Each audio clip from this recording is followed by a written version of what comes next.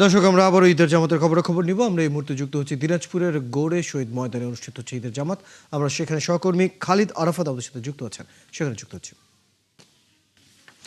খালিদ আরাফাত, গৌড়ে শহীদ ময়দানে এক জামাতের কি পরিমাণ মানুষ এবং সেখানকার সর্বশেষ ব্যবস্থাপনার বিষয়ে জানাবেন সর্বশেষ। কিছুক্ষণ আগে কিন্তু যে দিনাজপুর গৌড়ে শহীদ বড় ময়দানে যে দেশের সবচেয়ে বড় যে ঈদের জামাত অনুষ্ঠিত হয় সেটি কিছুক্ষণ আগে শেষ হলো এবং ঈদের জামাতের ইমামতি করেছেন মাওলানা মতিউর রহমান কাশেমি। এবং আমরা দেখতে পাচ্ছি যে এখন মাঠ প্রায় ফাঁকাই হয়ে গেছে। হ্যাঁ, আমরা এখানে দেখেছি যে 22 একর জায়গা জুড়ে যে ঈদের যে ঈদগাহ, সেই ঈদগাহে কিন্তু প্রায় অর্ধেকের মতো কিন্তু ভরেছে। এখানে কিন্তু ধারণ ক্ষমতা রয়েছে প্রায় 6 লাখের উপরে মুসল্লি একসঙ্গে এখানে ঈদের নামাজ আদায় করতে পারেন। তো সেখানে সেই হিসেবে মানে বলা যায় যে লাখো মুসল্লির মতো সমাগম এখানে হয়েছে বলা যায়।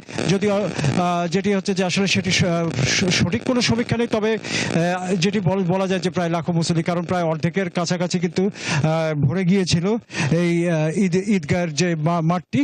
তো গৌড়ে শহীদ বড় ময়দান একটু জানিয়ে রাখি যে এখানে কিন্তু প্রায় 100 বছর পুরনো কিন্তু ঈদের আগে থেকে কিন্তু ঈদের জামাত অনুষ্ঠিত হতো। তখন কিন্তু আরো ওদিকে পিছনে ছিল ঈদগাহটি, তবে এই নতুন মিনারটি নির্মাণ করা হয় 2017 সালে এবং তখন থেকে এটি কিন্তু দেশের যে সর্ববৃহৎ যে ঈদগাহ এবং ঈদের জামাত অনুষ্ঠিত হওয়ার যে খেতাব, সেটি কিন্তু তখন এই 2017 থেকে অর্জন করে। এবং 2017 থেকে নতুন এই মিনারে যে 52 গম্বুজ বিশিষ্ট যে নতুন মিনারটি তৈরি করা হয়েছে, 2017 থেকে এখানে ঈদের জামাত অনুষ্ঠিত হয়ে আসছে।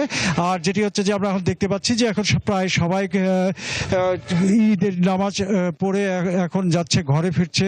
যে কুরবানির যে পশু জবাই করে তাদের যে দৈনন্দিন যে ঈদের যে কার্যক্রম রয়েছে, আপনি আছেন সেখানে, খবর রাখতে থাকুন। দর্শক, আমাদের সাথে আমাদের সহকর্মী খালিদ আরাফাত যুক্ত ছিলেন দিনাজপুর থেকে।